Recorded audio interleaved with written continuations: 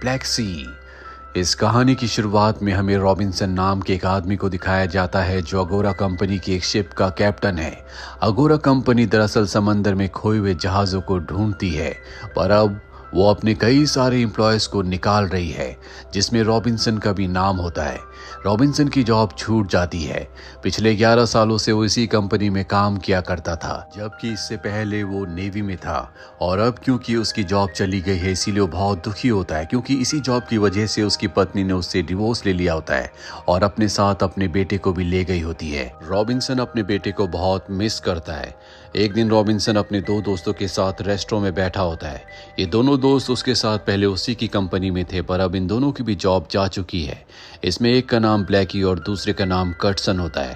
कर्टसन अपने दोनों दोस्तों को बताता है कि 1 साल पहले मुझे कंपनी ने ब्लैक सी में भेजा था। ब्लैक सी समंदर में एक ऐसी जगह है जो 2200 मीटर गहरी है और ये 5 बड़े बड़े देशों से घिरी हुई है, जिसमें रशिया, टर्की, बुल्गारिया, रोमानिया और यूक्रेन है।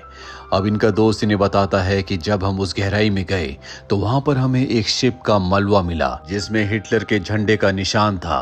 वो शिप नाज़ीज़ का यानी कि हिटलर का था। सन 1941 में हिटलर ने रशिया से बहुत सारा सोना कर्ज लिया था, और जब उस सोने को रशिया से जर्मनी ले जा रहे थे तो ब्लैक सी में डूब गया, क्योंकि सोने का भार इतना ज्यादा था कि शिप उसे उठा नहीं पाया। शिप के डूबने से हिटलर अपना आपा खो बैठा। उसने रशिया के ऊपर हमला कर दिया।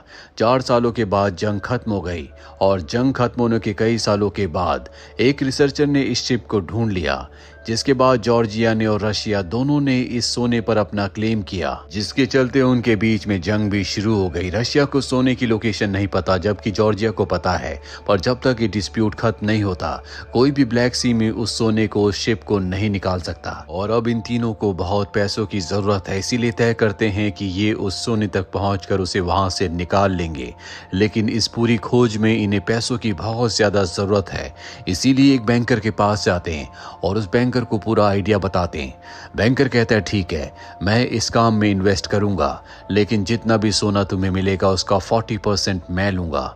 ये उसकी शर्त मान जाते हैं। पर ब्लैक सी के सफर पर जाने से पहले इनका दोस्त कर्टसन, जिसने इन्हें सोने के बारे में बताया था, डिप्रेशन की वजह से उसकी मृत्यु हो जाती है।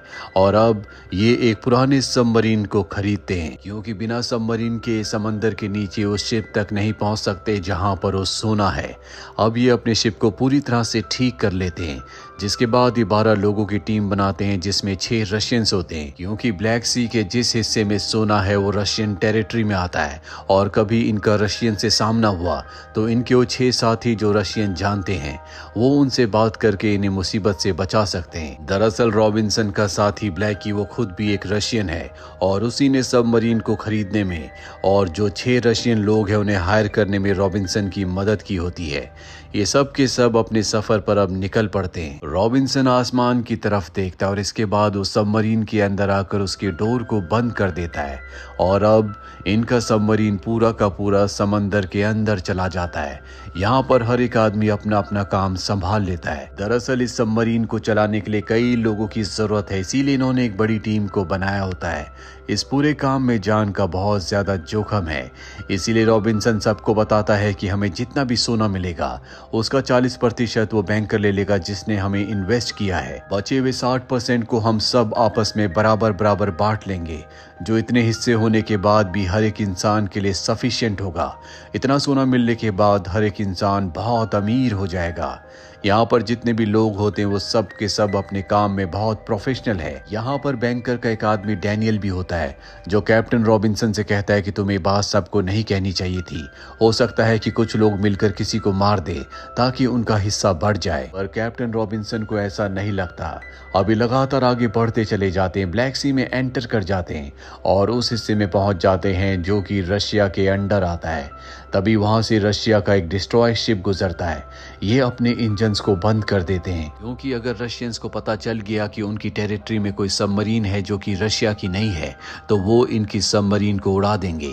इनकी किस्मत अच्छी होती है, इंजन बंद करने की वजह से रशियंस को पता नहीं चलता कि नीचे कोई सबमरीन है, और ये बाल बाल बच जाते हैं। अब इनके इंजन में कुछ लीकेज होना शुरू हो जाती है, इसीलिए यहाँ पर एक रशियन आदमी उसे ठीक कर रहा होता है और उसकी जो मदद कर रहा होता है उसे रशियन नहीं आती, जिस वजह से उस रशियन को गुस्सा आता है। यहाँ पर अब ब्लैकी भी आ जाता है जो उस लड़के को डांटने लगता है क्योंकि उसकी गाइडेंस खराब होने की वजह से वो रशियन लड़का काम नहीं कर पा रहा होता।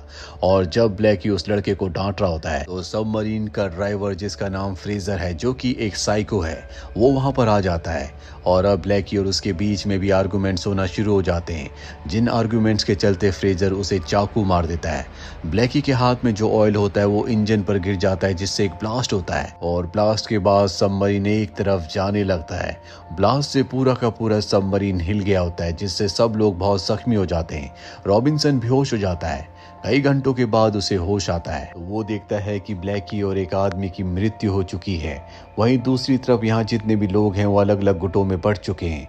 एक तरफ वो लोग हैं जो रशियन बोलते हैं, यानी कि रशिया की, उन्होंने उस जगह पर कब्जा कर लिया है जहाँ पर खाना है, और दूसरी तरफ वो लोग हैं जो इंग्लिश बोलते हैं। रशियन सबमरीन के ड्राइवर फ्रेजर की डिमांड करते हैं क्योंकि उसने उनके साथी के ऊपर ब्लैकी के, जो कि रशियन था, चाकू से हमला किया था। रॉबिन्सन सबको समझाता है कि हमारे पास मात्र 1.5 दिन है, यानी कि 36 घंटे। 36 घंटों में हमें अपने मिशन को पूरा करना होगा। सब रॉबिन्सन की बात मान जाते हैं और एक बार फिर से मिलकर काम करने लगते हैं। जल्दी ये उस जगह पहुंच जाते हैं जहां पर हिटलर का जहाज, उसकी सबमरीन डूबी थी। अब ये गोता लगाकर नीचे जाते हैं जहां पर इन्हें सबमरीन मिल जाती है और जब ये उसके अंदर जाते हैं तो देखते हैं कि उसके अंदर बहुत सारा सोना है, जो देखकर ये सब के सब बहुत खुश हो जाते हैं क्योंकि जिस मिशन को ये पूरा करने के लिए आए थे लगभग अब वो पूरा हो चुका है।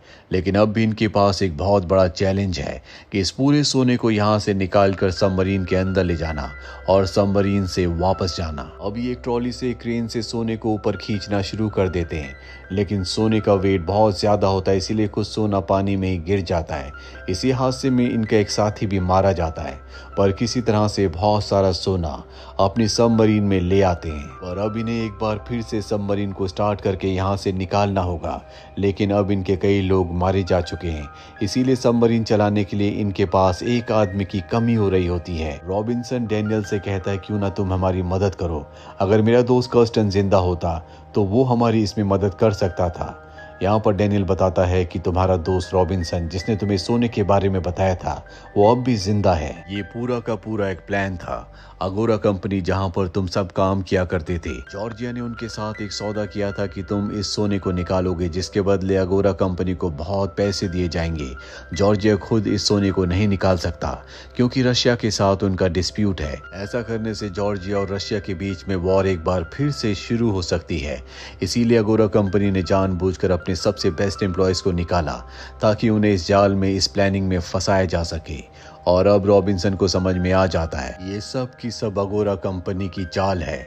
इसीलिए यहाँ सबको डैनियल पर गुस्सा आता है, उसे मारना चाहते हैं, पर रॉबिन्सन सबको मना करता है और उसे एक कमरे में बंद कर देता है, जिसके बाद ये तय करते हैं कि ये इस पनडुब्बी सबमरीन को दूसरे हिस्से में, दूसरे देश की सीमा में ले जाएंगे, जहाँ पर न जॉर्जिया और न ही अगोरा कंपनी के लोग दाखिल हो सकते हैं। ये सबमरीन को टर्की की तरफ ले जाते हैं, पर अब यहाँ से आगे का रास्ता बहुत ज्यादा संकरा होता है, जिसकी चौड़ाई मात्र 100 मीटर है, जो कि सबमरीन के लिए बहुत कम है। और यहाँ पर एक रशियन मैकेनिक होता है जो सबको यकीन दिलाता है कि वो यहाँ से सबमरीन को निकाल सकता है, पर सबमरीन का ड्राइवर, जिसका नाम फ्रेशर है, वो कहता है ऐसा नहीं हो सकता, हमें सबमरीन को सतह पर ले जाना होगा। और इसी बात पर रॉबिन्सन की और फ्रेशर की बहस हो जाती है। और जब रॉबिन्सन वहां से चला जाता है तो डैनियल सबमरीन के ड्राइवर को उकसाता है और कहता है कि तुम उस रशियन मैकेनिक को मार दो, जिसके बाद हम इस सबमरीन को सतह पर ले जाएंगे। ड्राइवर फ्रेशर उसकी बात मान जाता है क्योंकि वो एक साइको है, वो दिमाग से ज्यादा नहीं सोचता, और वो उस रशियन ड्राइवर को मार देता है, जिसके बाद इंजन अच्छे से काम नहीं करते। रॉबिन्सन को पता चल जाता है कि रशियन मैकेनिक मारा जा चुका है, इसीलिए वो डैनियल के पास आता है क्योंकि उसे पता है कि डैनियल और फ्रेशर ने उसे मारा है। वो इन दोनों को मार देता है और अब एक और रशियन को दिखाया जाता है जो इंजन को ठीक करने की कोशिश कर रहा होता है, पर तभी एक ब्लास्ट होता है, जिस ब्लास्ट के बाद सबमरीन के अंदर पानी आना शुरू हो जाता है। ये पानी इतना तेज होता है कि इसे कोई नहीं रोक सकता। रॉबिन्सन 3 सेफ्टी सूट निकाल निकालता है जिससे ये ऊपर सतह पर जा सकते हैं। रॉबिन्सन अपने दोनों साथियों को, जिसमें एक रशियन और एक ब्रिटिशर होता है, उन्हें वो सेफ्टी सूट्स देता है और कहता है कि तुम इन सेफ्टी सूट्स को पहन लो, जिसके बाद मैं लीवर खींचूंगा और तुम दोनों के दोनों बाहर निकल जाना। पानी की सतह पर तुम जल्दी पहुंच जाओगे। ब्रिटिश लड़का कहता है कि तुम्हारा क्या होगा? रॉबिन्सन कहता है कि इसमें एक सेफ्टी ट्यूब है, वहां से मैं भी तुम तक पहुंच जाऊंगा। जो ब्रिटिश लड़का होता है वो यहाँ से एक सोने की ईंट उठा रहा होता है, लेकिन रॉबिन्सन कहता है कि ऐसा मत करो, सोने के वजन से तुम ऊपर नहीं पहुंच पाओगे। वो लड़का सोने की ईंट को वहीं पर रख देता है, जिसके बाद रॉबिन्सन लीवर खींचता है और ये दोनों के दोनों पानी की सतह पर पहुंच जाते हैं। ब्रिटिशर लड़का अब यहाँ पर रॉबिन्सन का इंतजार कर रहा होता है। रशियन उसे बताता है कि वो कभी नहीं आएगा, क्योंकि सबमरीन में ऐसी कोई भी सेफ्टी ट्यूब नहीं होती जहां से बाहर निकला जा सके। अगर किसी को निकालना है तो लीवर खींचने के लिए किसी को अंदर रहना पड़ेगा। सबमरीन के अंदर हमें रॉबिन्सन को दिखाया जाता है, जिसे पता है कि उसकी जिंदगी का अंत आ चुका है और अपनी जिंदगी के आखिरी पलों में वो अपनी पत्नी और अपने बेटे को याद करता है। और इसी के साथ ये फिल्म, ये कहानी यहीं पर खत्म हो जाती है। उम्मीद करते हैं कि ये कहानी आपको पसंद आई होगी।